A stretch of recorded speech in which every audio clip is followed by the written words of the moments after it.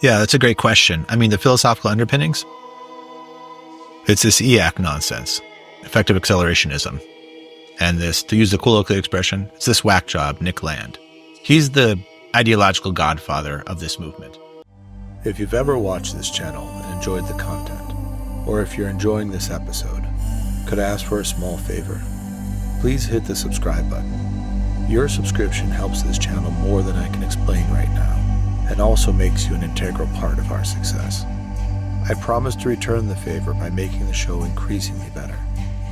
We're on this journey together, and I'm willing to make that promise to you if you hit the subscribe button. Wait a second. Do we have a deal? Within 24 hours of Trump winning the 2024 election, Musk had already inserted himself into critical global discussions, including a call between Trump and Ukraine's President Zelensky, connected by Musk's own Starlink system. The Pentagon has not released details about the cost of Starlink in Ukraine, but U.S. defense officials have estimated that it will cost hundreds of millions of dollars annually. The Defense Department has also not disclosed when the contract was signed. As Trump's largest donor and a key figure in U.S. space defense, Musk's reach extends far beyond tech, with rumors of backroom deals that could destabilize U.S. support for Ukraine. Amid whispers of an alliance between Musk, Trump, and even Putin, one question lingers. Could Musk's power shift the course of the war in Ukraine in ways no one anticipated? And why do we keep hearing the word accelerate from Musk and those in his orbit? I think that call took place within 24 hours after the election. And I believe Musk jumped on the call when Zelensky was on a train heading to Budapest, and that call, like you said, was connected using Starlink. If that's the case, then Elon Musk is a war profiteer. He's part of the military-industrial complex. And I think there's something like 42,000 Starlink units on the front line in Ukraine. And apparently, according to some reports, even the Russians use Starlink in that part of the world. So he may be playing both sides if those reports are accurate. But more importantly, you raise this issue of why he keeps referring to accelerate. And this word accelerate, we actually see it everywhere. It's everyone in his orbit. It's everyone really in the MAGA movement, in that orbit. They constantly make reference to it. So, and at first it seems harmless. It seems to almost like a good idea, actually. I mean, why not move fast? Moving fast could be a good thing. It's the opposite, perhaps, of lethargy. But that's not really exactly what he means. There's a clear ideological background to the word accelerate, and it's part of the accelerationist movement. And really what they're referring to is this ideological framework, or this sort of quasi, or not even quasi, we can call it pseudo-philosophy, developed by this guy named Nick Land in the UK. And for Nick Land, accelerationism, or to accelerate, really meant to accelerate towards a sort of end times of humanity. And he envisioned this occurring through the use of artificial intelligence, or more specifically AGI, artificial general intelligence, and ASI, artificial superintelligence. And the idea is that we're moving in this sort of evolutionary cycle towards not only a greater superconsciousness, but even life forms that we cannot imagine, and that artificial intelligence will supersede or overcome human intelligence.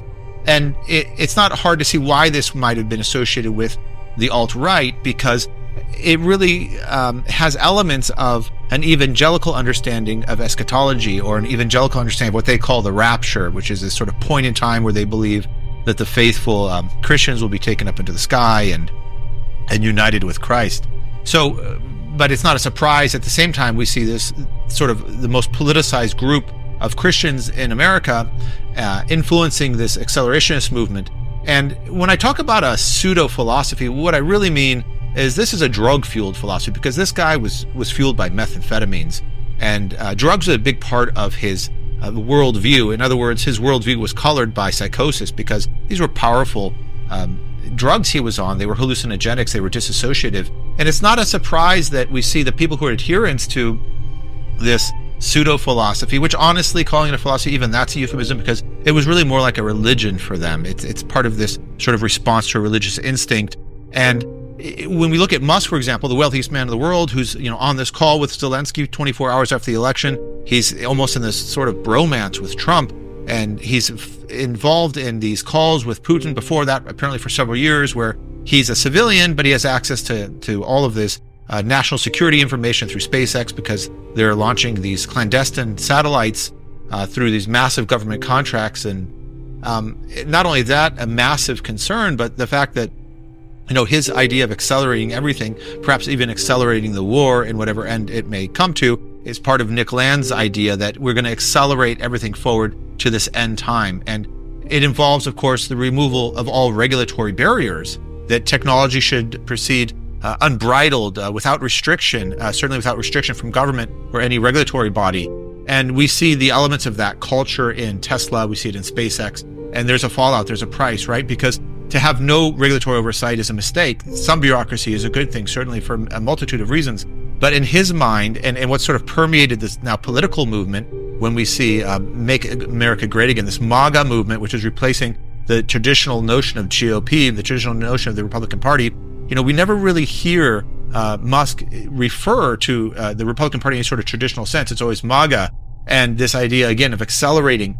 And this acceleration is again, on the surface, it almost looks like a good idea, but when you think about it, what happens when you move too fast? You start to skip a beat. You start to glitch, as it were. Even the human mind, as powerful as it is, shouldn't really be moving fast all the time. There's a time and a place for moving quickly. But it's this, when you combine it with this eschatological idea of a rapture from the evangelical movement, and what you really see is these people who believe that they have the power to look into the future and bring it into the present.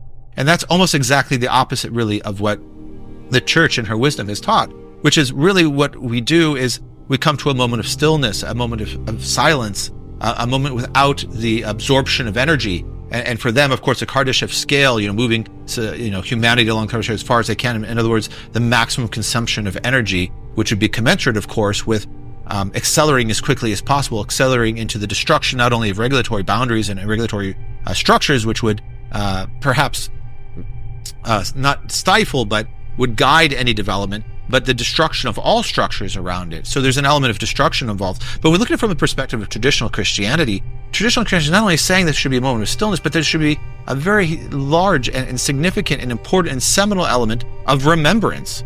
So when Christ says, for example, in Luke 22:19, do this in remembrance of me, what he's really saying at the Last Supper, at the mystical supper, is he's saying that we ought to look back and pull the past into the present through memory.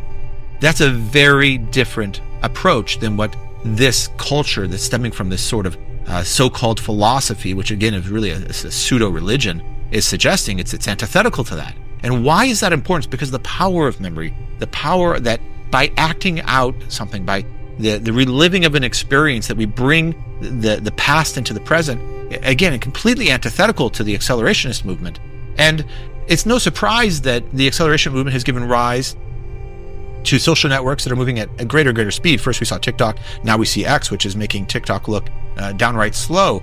And what we're finding is that people are struggling not only with their attention span, but they're even struggling with their memory. So they're struggling with archival memory. They're struggling with any sort of longer term memory. Their term memory is sometimes just a matter of seconds. They see an image, they see a post, and it's out of their mind again, and they see another one. And the mind was never meant to assimilate that much information, especially information that is curated by a very, very powerful AI, and that is feeding the mind what it thinks it wants to see, but in fact what it's doing is it's destroying memory. And when you destroy memory, especially an archival memory, you're destroying the human person's ability to remember God, because there's a remembrance of God. And the idea, of course, for this group, this clan, if you will, let's just call it what it is, which is really a cult. It's a cultish religious movement, is that somehow there's going to be a human AI interface, that AGI or ASI will become this spiritual, almost noetic being. It's disembodied, and we're going to interact through our screens with it, whether it's talking to Siri or interacting with ChatGPT. And the screen becomes what? It almost becomes like mirror gazing, which is certainly an occult phenomena. And we're going to look into the future, and we're going to predefine, with some predefined moment in a time that is an end time for humanity, and we're going to pull that into the present, and we're going to accelerate it so we can get on with this idea of evolution that is what? Controlled by God? Absolutely not. Does it depend on a second coming of Christ? No, of course not. It depends on this small cultish group's beliefs of what they're going to determine as a future endpoint. And so if you look at that remarkable inversion, really, of everything the church says and teaches in her teaching, not only in her holy tradition, which is very authoritative, but in the words of Christ himself, we see something that's incredibly antithetical to religion. It's incredibly antithetical to the Christianity and to the church and her teachings over the last 2,000 years. And you have to really ask yourself, about this energy consumption, this Kardashev scale, this massive accelerationism at the cost of all else. That technology, this belief that technology should proceed at the cost of all structures, and anything that might impede it is absolutely obscene. It's not that the Orthodox Church, for example, is against technology. It's hardly the case. But to suggest that you could use it to create this sort of smoke and mirrors and bring an eschatological end time into being and parlay that into the next sort of super consciousness and human super consciousness interface is really a grotesque play, and it's a grotesque turning on its head, actually, of the idea of man's interaction with his God. So there is an interaction of man becoming like God because God became man in the person of Christ. And the way that man begins and embarks on that journey is first through purifying himself. And that purification is incredibly important. That catharsis, that letting go, that cleansing, especially of the corporeal self, of the body. In Greek, there's a beautiful word for it. It's nipsis. So to sort of this sobriety, this awareness. And what's the antithesis of that? Well, it's the mind clouded by drugs. So instead of purifying the body and becoming aware and becoming sober in the outlook of the world, we could say that you're seeing really sort of life through the eyes of God's love. These people are seeing life through the eyes of ketamine. I mean, Musk has a prescription for ketamine. He takes it regularly. He's also been using cocaine, LSD, hallucinogenic mushrooms, ecstasy. These are very, very powerful drugs. They have an element of psychosis. There's no doubt, and there's no surprise that Nick Land, of course, ultimately would go on to lead a group of people that would certainly be an occult group, that they would result in mental breakdowns. We've seen already on the periphery, we've seen anecdotal evidence of Musk himself having a breakdown. And that's really the result of the opposite of what the design of the human mind was meant for. And so what they're trying to achieve is quite remarkable. And we see it also in Thiel, right? He's part of the sort of inner circle of the accelerationists. And they're, again, this sort of sick, grotesque, almost inversion of God's plan and God's design. These people, they want to live forever. They really have a fear of death. They think that death is not an inevitability. But in holding that position, they're not only undercutting the reality of death in the world, which entered through our sin. You're denying the reality of sin, that it leads to death. You're denying the death of Christ, in fact, which the death, the cross, the tomb, the resurrection, all of these things. If you deny the inevitability of death, you deny that Christ conquered death. You deny his descent into Hades and his incredibly important resurrection, to say the least, the turning point in history, his resurrection from the dead. And what becomes the transmission of that in the church? Of course, it's the precious body and blood of Christ. It's the participation in those holy sacraments in the church, which fills the church with the Holy Spirit. It becomes the moment of the divine liturgy that is outside of time, right? There's not only a time in the future that we're trying to bring to the present. That's not going on. But by rather remembering the past, by bringing the past into the current, the divine liturgy itself steps outside of time. So that ontological reality is the metaphysical, extraordinary metaphysical event that these very misguided group of men are seeking, and they're seeking it in all the wrong places. And so this idea that what they're looking for, which is almost this sort of again the passing on from humanity in its current state into this sort of limitless state, a state without death. And again, using this idea, this symbolism, this important element of blood for the faithful Christians, it's participation in the body and blood of Christ. But for these people, they're literally injecting themselves with the blood of teenagers. They're getting blood transfusions, which is extraordinary. It's so macabre. It's really demonic, actually, believing that this will enhance their youth and that it will allow them to somehow potentially or theoretically live forever. It's, again, at the core of it is a fear of death. It's the complete absence of faith, and the worst type of an absence of faith, the worst type of a vacuum of faith, which is when the person begins to think that they actually displace God. So in an Old Testament sense, you could say this desire to create AGI or ASI, artificial superintelligence, or a super consciousness, is like a Tower of Babel in the Old Testament sense. It certainly is. But worse than that, now we see the emergence of these oligarchs, technological oligarchs, who are extraordinarily well-funded, and they're going to make a mistake that's been seen before, which is to believe they can just roll into that position in the center of the universe and take the place of God. And the the misguided nature of that is missing the target so greatly, because for them it's knowledge, right? It's a superconscious based on knowledge, in Greek it's gnosis, and it's a Gnostic heresy. It's blasphemy, because at the end of the day, God, which is the only infinite singular principle in the universe, is something and someone who really cannot be known outside of his own revelation. So we cannot describe what God is entirely in the mystery of his love and the three persons of the Holy Trinity. We can know what the prophets have told us. We can know the person of Christ, who in kenotic theology became man and lived amongst us. We know all of those things, but to know fully the mystery, the essence of God, we can only know what he's not. It's really what we say in the theological sense. It's apophatic. It's the opposite of knowledge. It's the understanding that we'll never know those things.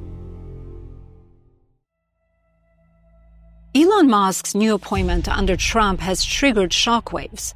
As co-leader of the Department of Government Efficiency, DOGE, with Vivek Ramaswamy, Musk is tasked with cutting federal spending by $2 trillion, with plans to dismantle agencies like the IRS and FBI. Musk's playful posts celebrating the role seems to mask deeper intentions as his influence creeps into every corner of Trump's administration, from late-night meetings to high-stakes policy decisions.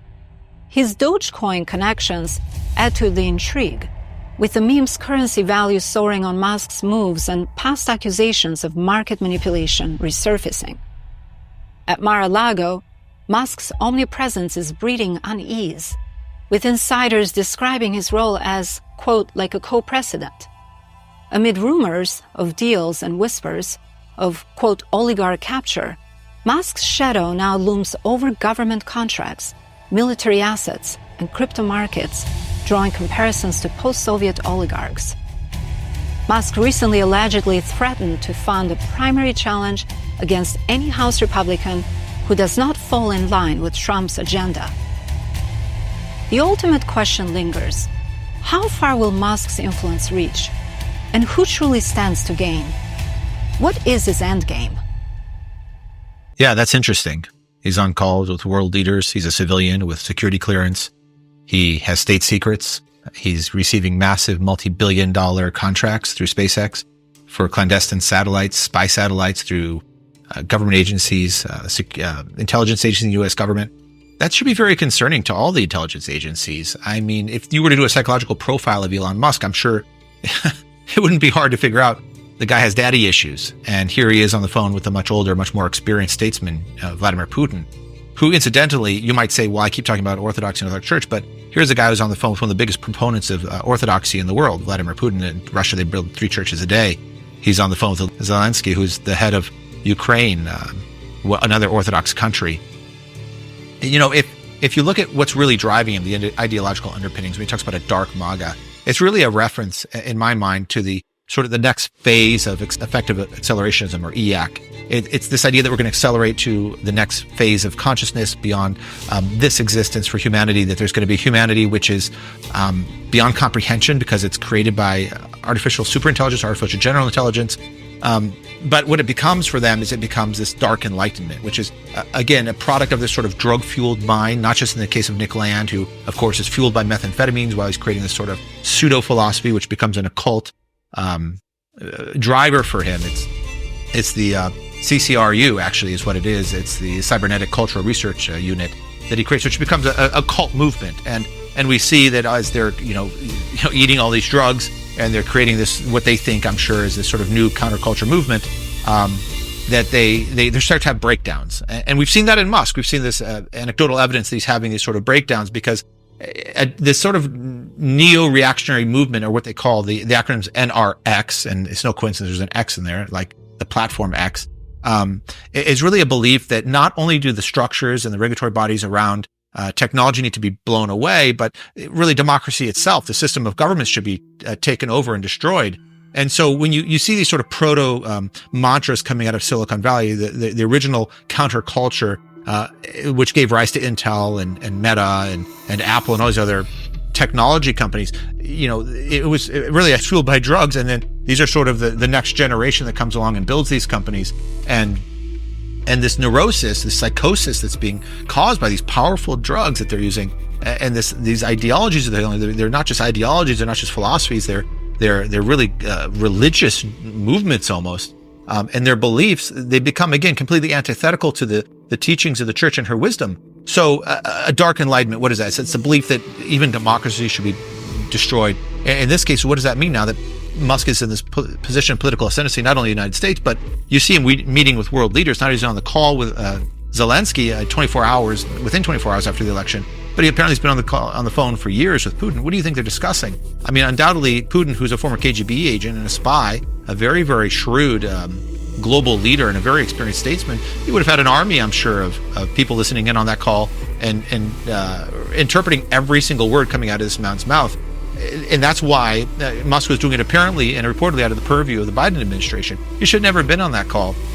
And if his goal really is to create a neo-monarchism, because that's what Dark Enlightenment seeks to create, it believes that somehow in history that democracy is not leading towards greater liberalism, it's not leading to egalitarianism. In fact, I would say that the Dark Enlightenment movement, of course, not only wants to destroy democracy, but it wants to destroy egalitarianism in favor of greater authoritarianism.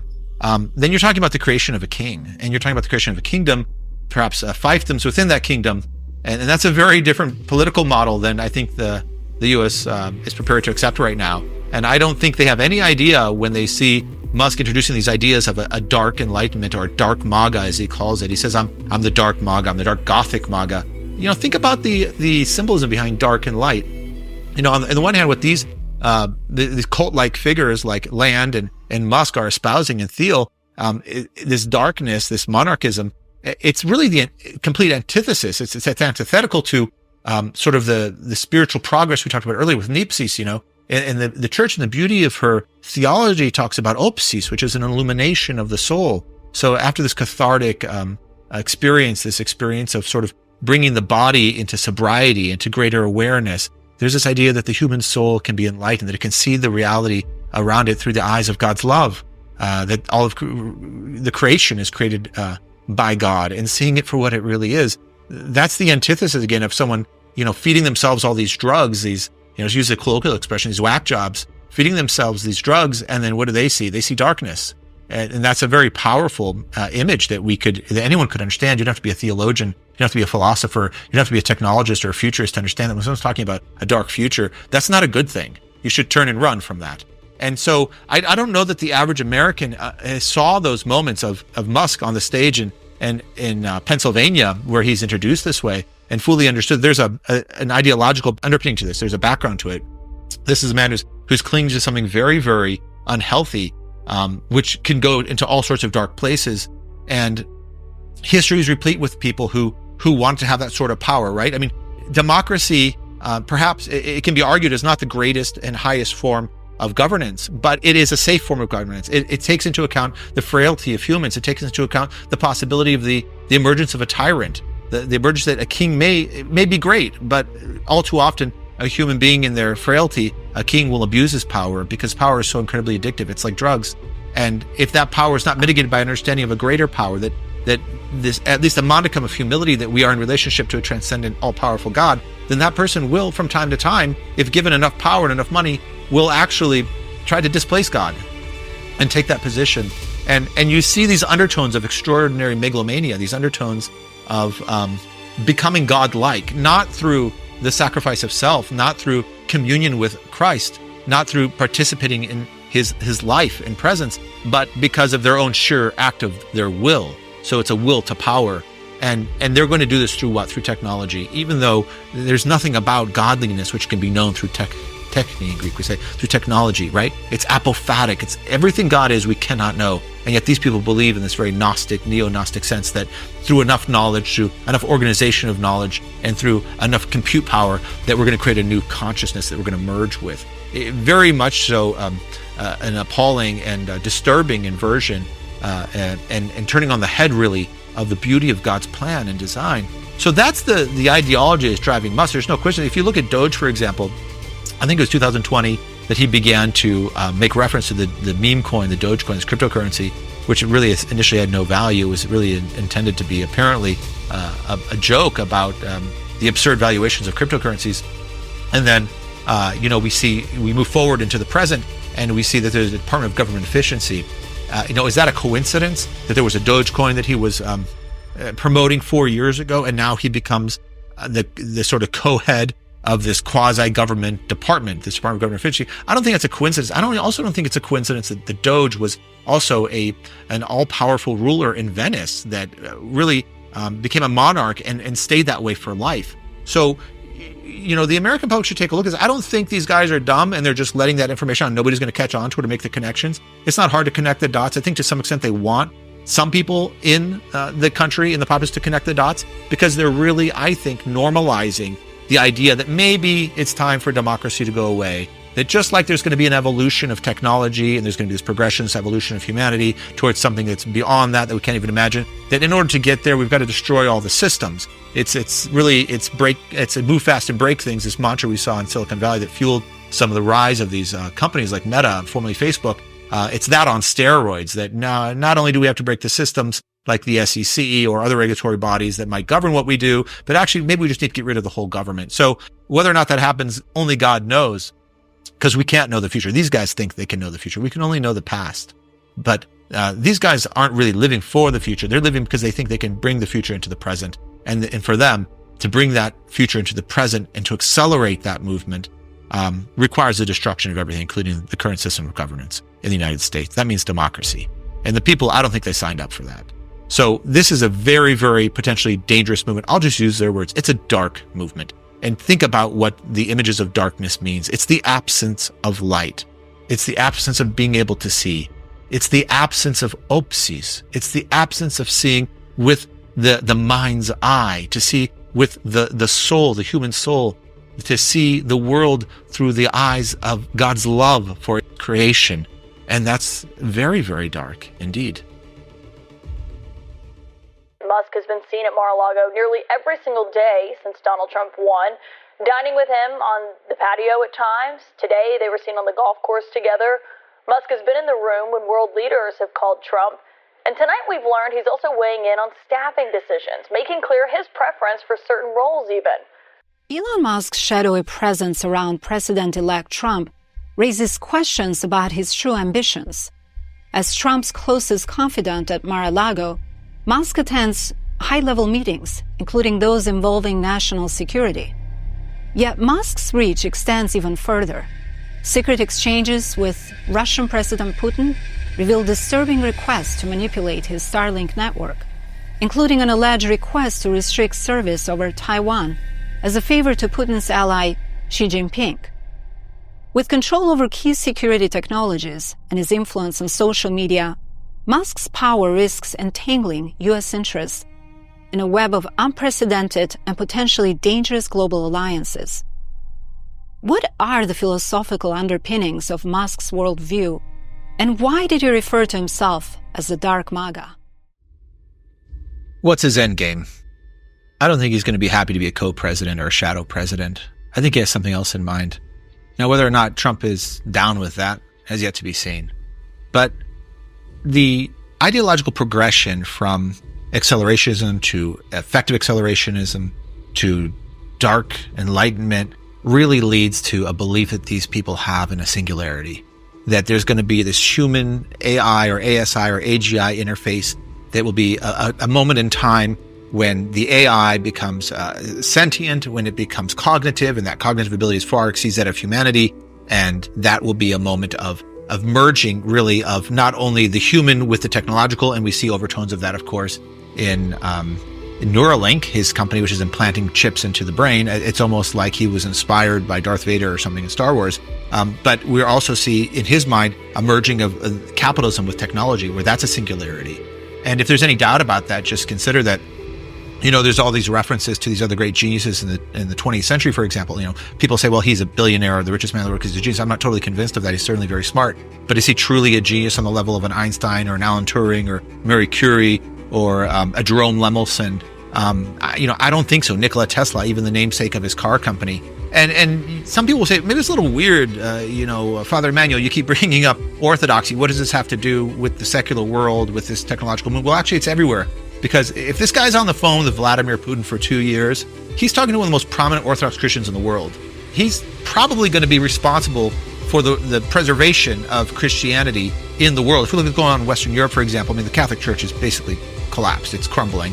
Catholics are fond of saying, well, we have 1.3 billion members, but give me a break. They don't have 1.3 billion members. I mean, unless you count Catholics who have only the most featherweight understanding of their religious background and their religious faith. The reality is it's the Orthodox Church which is growing and which is succeeding and which is preserving the faith and protecting it. And you look at Ukraine, I mean, look at the Orthodox population. That's an Orthodox country, and he's on the phone with Zelensky. So Orthodoxy is all around this guy. I mean, his company's called Tesla. Look at Nikola Tesla's father. The guy was an Orthodox priest. So Orthodoxy is there. It's the bulwark against the hyper-secular, against the darkness of the West, which, as we see, sort of not just the ecclesiological, but indeed the dogmatic and doctrinal failures now of the Catholic Church and its hubris coming out of Rome. We see that Orthodoxy is the bulwark preserving Christianity in the world and growing. It's not a defense or an apologia. It's not, I'm not making justifications for the war in Ukraine. I'm not justifying Vladimir Putin as a person or his politics, but Orthodoxy is all around this man, Musk. And so if he believes in this sort of three-part ideological framework that starts with acceleration or effective acceleration, and then this sort of dark enlightenment, and it leads to the singularity, it's really a transposition of God's design and plan with a nipsis, sort of the purification of the body, the purification of the mind, and the alertness, the sobriety. They're inverting that by feeding themselves with drugs all the time. Then we have, opsis, the sort of the illumination of the soul to see the world the way it really is. For them, it's darkness, it's a dark enlightenment. And now we see a singularity, which is really, it's a play, it's an inversion on sort of the ultimate goal of a life in Christ, which in Greek is theosis. You may have heard that term. Or we can say enosis in Greek. This idea of becoming one with God. The idea that Christ became man so that man might become like God. Well, that's not done through a technological singularity or a singularity between technology and capitalism. And if you have any doubts about what drives Elon Musk, what the end game is, it's definitely greed. And it's been said that the love of money is the root of all kinds of evil. So did he become the richest man in the world by chance? He's some sort of aloof, autistic guy. Oh, look at that, I have $300 billion in my bank account. I don't think so. It doesn't really work that way. This guy is like we said earlier, not only a war profiteer, he's making money on both sides of the conflict in Ukraine. He's making money from the military-industrial complex. In fact, he's becoming the face of the military-industrial complex. He just does it a little bit better than, say, Bezos, for example, who has become unpopular in our culture, but profited very much so off the wealth of the people. Musk has profited not only off the wealth of the nation, but has done so through conflict and strife and warfare.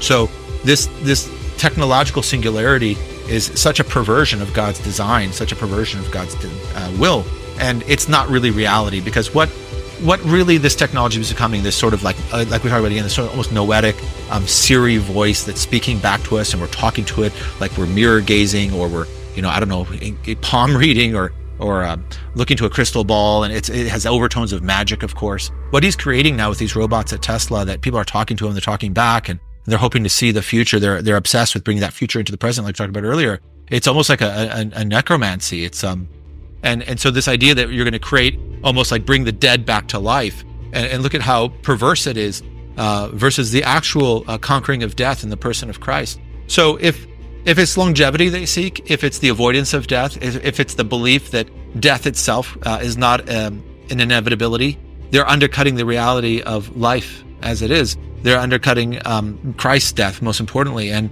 without his suffering and his death in the tomb, there's no resurrection. So, of course, he's undercutting the resurrection. Everything that they're doing in this ideological belief, it's demonic, actually. Whether Musk is fully aware of that or not, I doubt it. I don't think he has any full cognitive sense of the fact he's really opened a portal to the devil with everything he's doing. He's part of a group of people, and it's not just Nick Land. Now you see these futurists who believe in these ideas about transhumanism. Look at Ray Kurzweil, for example, and it's such a regret that his name now is tied to the Lemelson name. He won the MIT Lemelson Prize in, I think, 2001. What a shame, because this guy, in my opinion, is just as much of a whack job as Nick Land. He thinks by 2045, there's going to be this singularity. As John von Neumann is another one. These guys are a sort of a cult of, we're going to take the human and we're going to go beyond that, and it's going to be a technological future. And it's almost like a disdain for God's creation. It's a disdain for the gift of life. It's a disdain for the life we can live in this earth that has been given to us, for the ontological realities of being still, of being present in God's mystery, And these sort of steps that it takes to get there, this, again, this nipsis, opsis, and enosis, or this theosis, this oneness of God, which is ultimately, it's an event which takes place in the silence. It's an event that takes place with complete stillness.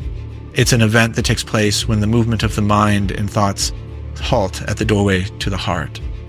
And really what that is, it's opening the door to God's incredible love, the mystery of God's love, which transforms us. So the evolution of man is not a man who has some superhuman abilities because he has a chip in his brain. It's not a man with 6 arms, as maybe some science fiction imagines, or a really big head because he has larger frontal lobes. The evolution of man is the life in Christ. He becomes fully into his being by remembering God's love for him, the love that was fractured, that was shattered in his sinfulness. By parting with his sinfulness in humility, by curtailing his ego, he makes room for God.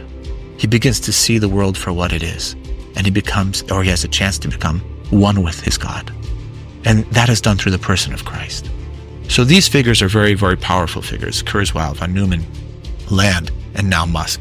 And there's going to be a perverse cocktail of capitalism. We could say that maybe by 2008, 2009, by the former housing crisis, that America had become a plutocracy. It was ruled by the wealthy. We see a central bank, and we see prominent political figures in DC who really were straight out of Wall Street, Goldman Sachs hires, essentially.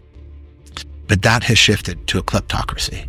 And it's not that different in Russia. So you look around and say, well, a lot of people in America are struggling.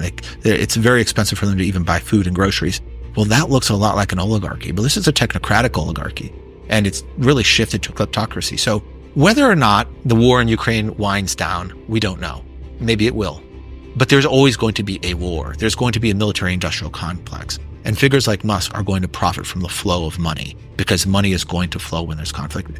Chances are it's going to be Iran, if you look at the rhetoric. And if you look at what's happening, how the average American person is being sort of conditioned to believe that this war is inevitable, everyone in Iran's a bad guy. They don't know that. They only know the propaganda. It's been said that the first casualty of war is the truth. So you might think, the average American might think they know, all the Arabs are bad and Israel's always justified. That's a common theme. It's like a meme in their mind. And so when they hear that there's going to be some conflict, and that's going to be billions and billions of dollars being shipped right into Israel, and people say, well, Israel's a vassal state of the United States. And you see Musk meeting, of course, with Netanyahu. Well, maybe it's the opposite. Maybe the United States is the vassal state of Israel, for example. But either way, there's going to be a flow of weapons. There's going to be a war somewhere, because the wars never end. And in that flow of money, there's tremendous wealth. There's tremendous profits to be made. And again, these people don't become extraordinarily wealthy, unbelievably well. Maybe in some sense, perhaps the wealthiest men in the history of the world, maybe, or at least heading in that direction throughout time. It's not by coincidence. It's not because all of a sudden, you have a rocket can land itself. Oh, it's such a miracle. Is it really such a miracle? We had scooters kids could stand on, and because they had enough gyroscopes, they could balance children on. I mean, the idea that gyroscopes would get better, that processing power would get better and cheaper, and you could attach it to rockets, is it really so groundbreaking and revolutionary?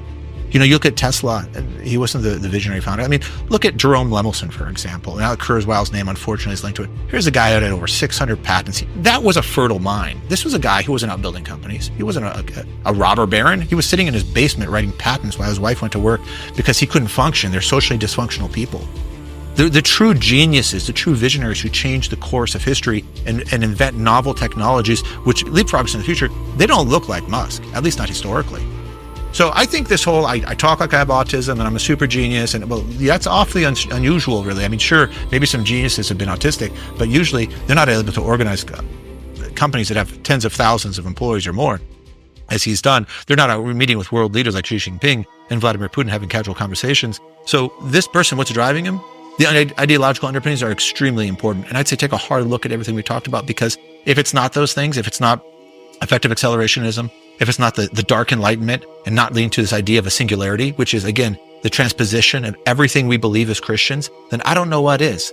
So when the guy shows up with an upside-down crucifix on his shoulders and he seems very pleased with himself, just look at what he's showing you. He's showing you who he is. When he says he is the dark MAGA, that has a meaning.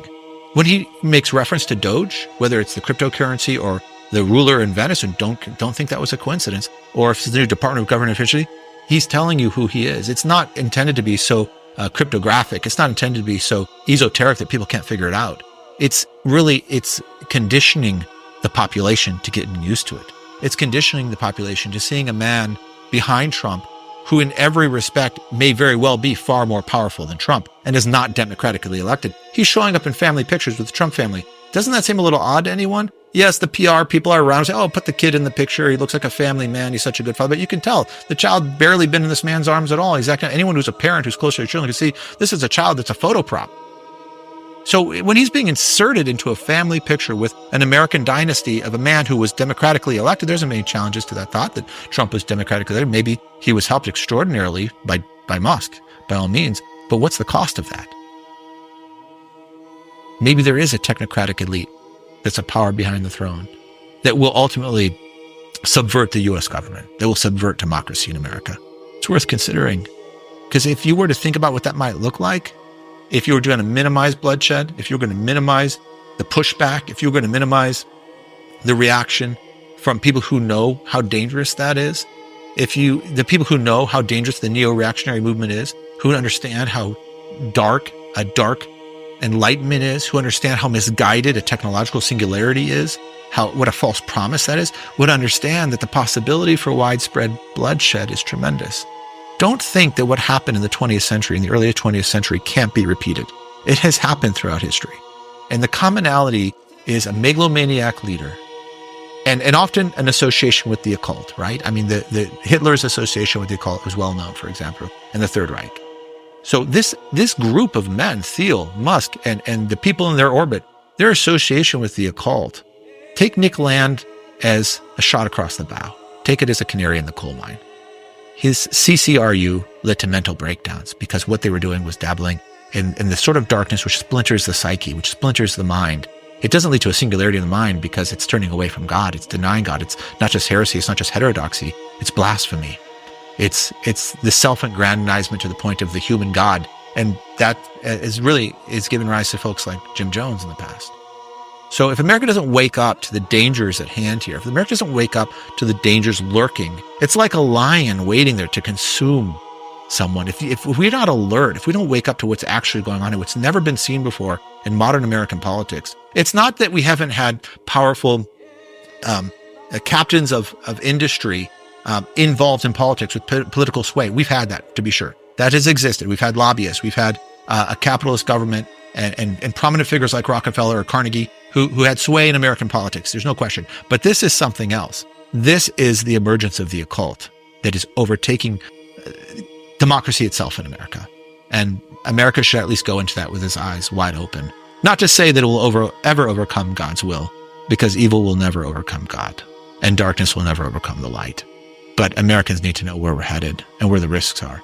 Because Trump is one thing, but Musk is entirely another thing. And they may have a few things in common, but not much.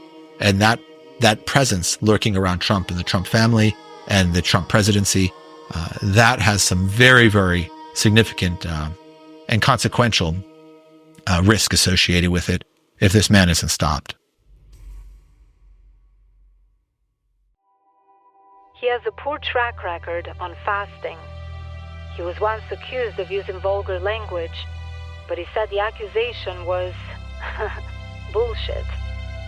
He loves the smell of gasoline and burning oil around his motorcycles and never stops drinking Coke Zero.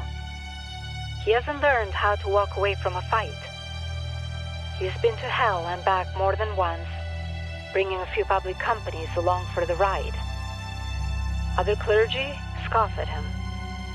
The SEC and Big Pharma try to, quote, silence him for good. But their efforts haven't had the intended effect. That's Father Emmanuel. Growing up in Tirana, where the call to a dawn echoed from the spiraling minarets, was a powerful experience for her. Albanians were forced to convert to Islam under Ottoman rule. In 1967, under the Marxist-Leninist regime, Albania became the world's first atheist state and destroyed churches to eradicate Christianity, in a land where St. Paul once preached the gospel. Her grandfather fought as a guerrilla fighter, and her father commanded a tank brigade. When communism collapsed, there was an insurrection against the state, leading to anarchy.